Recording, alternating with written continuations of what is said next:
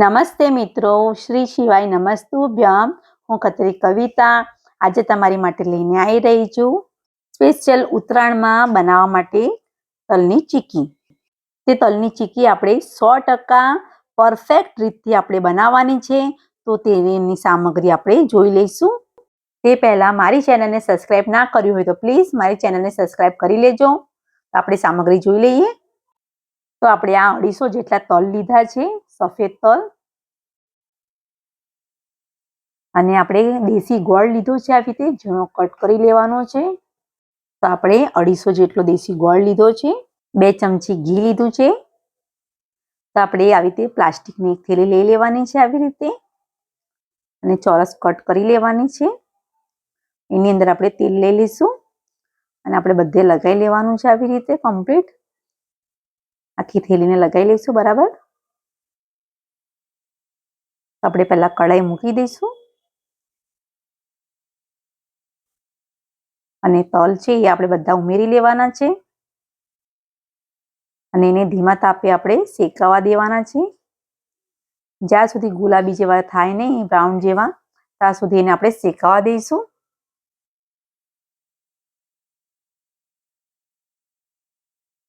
તો આવી રીતે આપણે તલને શેકાવા દીધા છે અને તમે જોઈ શકો છો આપણા તલ સારી રીતે શેકાઈ પણ ગયા છે અને આપણે ડીશમાં કાઢી લીધું છે. કઢાઈ મૂકી દઈશું અને આપણે ઘી અંદર ઉમેરી લઈશું 2 ચમચી જેટલું.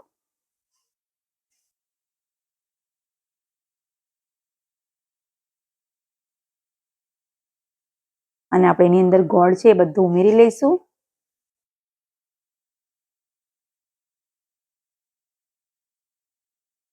આપણે ગોળ બધો ઉમેરી લીધો છે આવી રીતે અને એને આપણે ધીમા તાપે એને થવા દઈશું 5 મિનિટ માટે. તો આપણો ગોળ બરાબર ઓગળી જાય ત્યાં સુધી આપણે એને બરાબર હલાવી લેવાનો છે અને આપણે આપણી ચીકી એકદમ સોફ્ટ અને સરસ રીતે બને એ માટે આપણે એક સિક્રેટ છે એ તમને હું આગળ જણાવીશ. તો આપણે ગોળ આપણે 5-10 મિનિટ માટે જ બરાબર થવા દઈશું.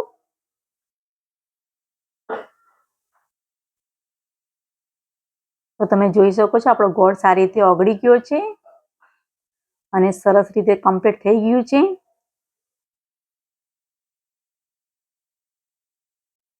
તો તમે જોઈ શકો છો કે આપણે આ બેકિંગ સોડા લીધું છે તે આપણે અડધી ચમચી ચપટી લેવાનું છે, વધારે લેવાનું નથી.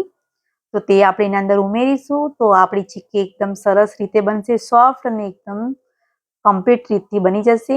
તો તમે જોઈ શકો છો આપણો સરસ રીતે ઉભરો પણ આવી ગયો છે.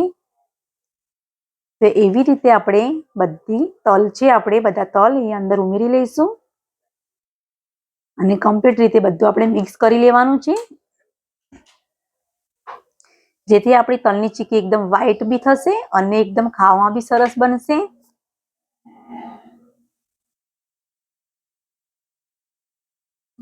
તો આપણે બરાબર બધું કમ્પ્લીટ મિક્સ કરી લેવાનું છે આવી રીતે અને પ્લાસ્ટિકની થેલી આપણે કમ્પ્લીટ કરેલી જ છે. તો આપણે એની અંદર બધું ઉમેરી લેવાનું છે. તો આવી રીતે આપણે કમ્પ્લીટ અંદર ઉમેરી લઈશું બરાબર.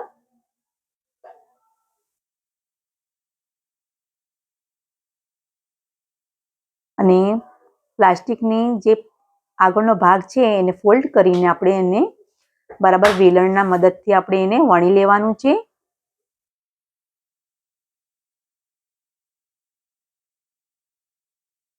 આપણે વેલણના મદદથી સરસ રીતે આપણે વણી લઈશું.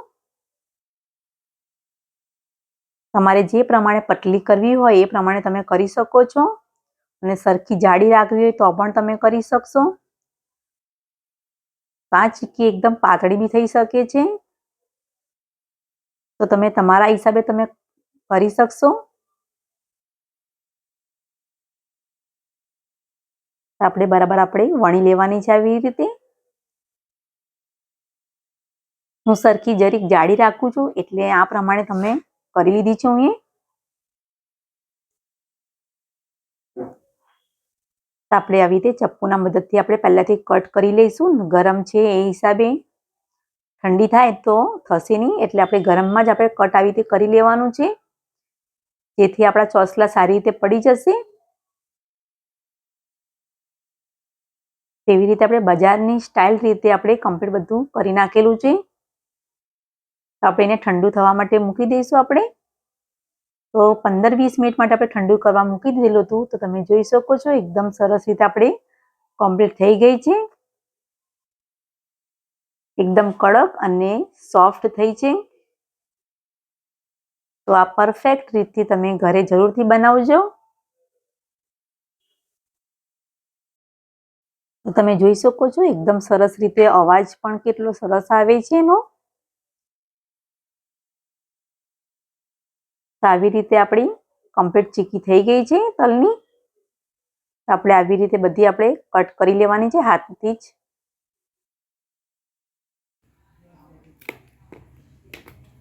એકદમ સરસ રીતે કમ્પ્લીટ થઈ ગઈ છે.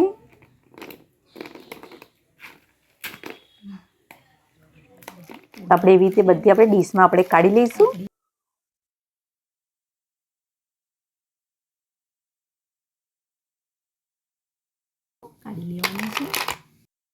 તો આપણી આ ચીક્કી ચોટતી પણ નથી અને એકદમ સરસ રીતે કમ્પ્લીટ થઈ ગઈ છે. તો તમને આ વિડીયો પસંદ આવ્યો હોય તો લાઈક કરજો, શેર કરજો અને સબસ્ક્રાઈબ કરવાનું ભૂલતા નહીં. Thank you.